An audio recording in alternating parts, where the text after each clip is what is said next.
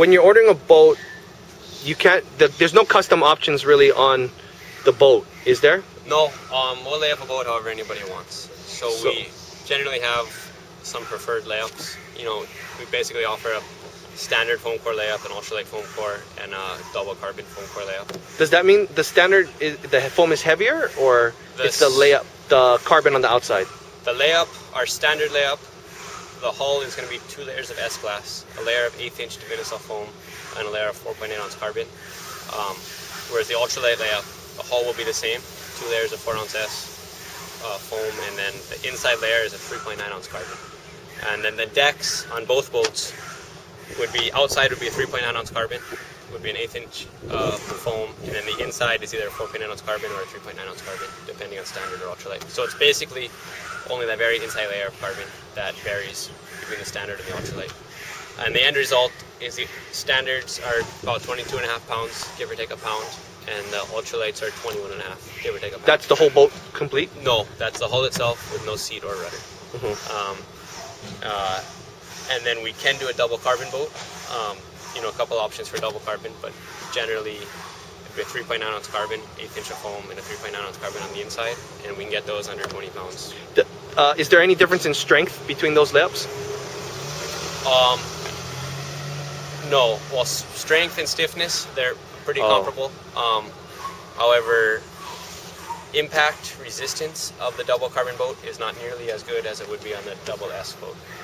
The reason we use the double S class on our standard and ultralight boats rather than carbon is because the S class handles impact better, and whereas the carbon can fracture if it takes an impact, the S class will not.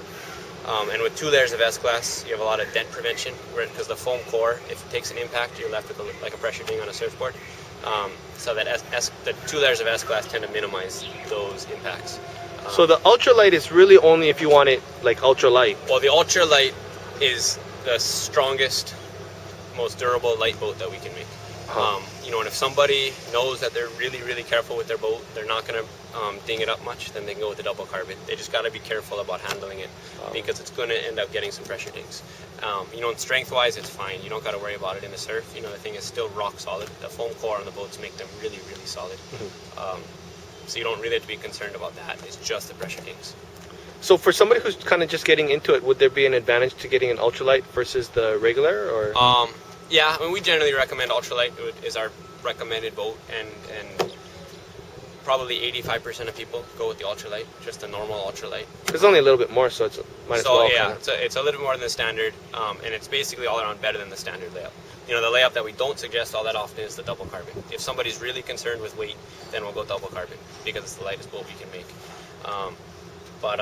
But as long as they're not concerned with weight, then we go ultralight. And how do you determine the paint job? Well, it's 100% customizable. We can do anything that anybody wants ever. Is there extra cost for customized paint? You know, generally no. We do charge extra for clear paint jobs, because the clear paint job, like on this boat, is clear with a blue webbing. They're just quite a bit harder to do.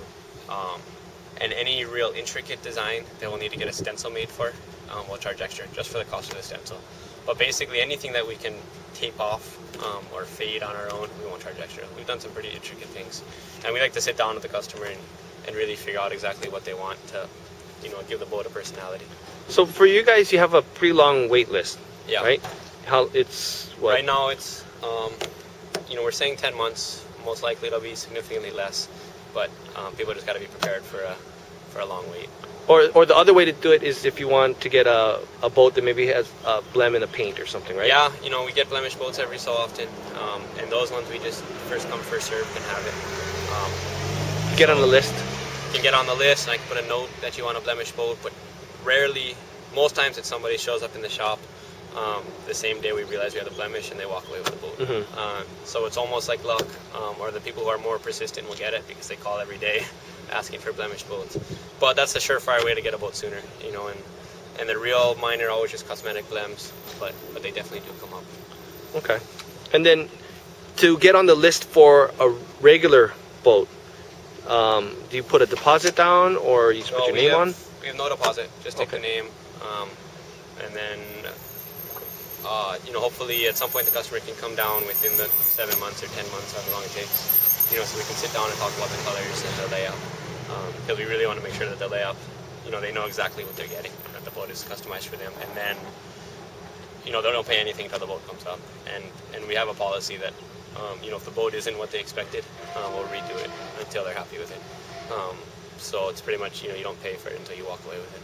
Wow. And then if somebody wants to buy it in the mainland or international, can they? Yeah, we have some established shipping routes. We are trying to get a full container, or possibly 2, to California every year, and then they'll get dispersed from there. You know, generally it's easy for us to get a boat to California or Seattle. Anything further than that, and we kind of got to figure out shipping, how it's going to work. But we've gotten boats to Oklahoma and Florida, and hopefully we got some going to the East Coast. And we also ship a container a year or so to Australia right now. You know, and right now they're staying in Australia, but you know, New Zealand and stuff could probably work out how to get it from Australia. But outside of that, you know, we'll sit down and work with somebody as much as they need to figure out a way to get it to them. You know, somebody in Europe or something. It's just pricing on building a crate and shipping like that never seems to work out. So, but we're willing to ship it anywhere. Okay. And then, you know, in the design elements of this, so for us that are kind of new to this, what are some of the design elements that make the Pueo stand out versus, you know, something else on the market? Like, how do you differentiate yourself in your design? Well, I mean, the main thing, the Pueo compared to other canoes is, you know, like I mentioned earlier, that it was designed specifically to be an all-around boat. You know, we really wanted it to be a boat where somebody can jump on and immediately feel comfortable. So, you know, and it does. Most people will jump on it and feel like they're going fast right away, you know, and comfort-wise, everything just seems like it's real set up well for the individual. You know, other than that, there's a lot of good canoes out there on the market, you know, so honestly, I always recommend to everybody to sit down and try as many canoes as they can, you know, because, you know, somebody might swear by a Pueo and somebody might swear by something else. So it's good to just try them out, you know, and really, you know what you want to use the boat in, you know, and if you're planning on just racing, you know, in huge ocean all the time and you love downwind runs, you know, there might be a better boat out there for you. But for, you know, most people who are doing, you know, all around upwind, downwind, seems like the Pueo is a good choice. Okay.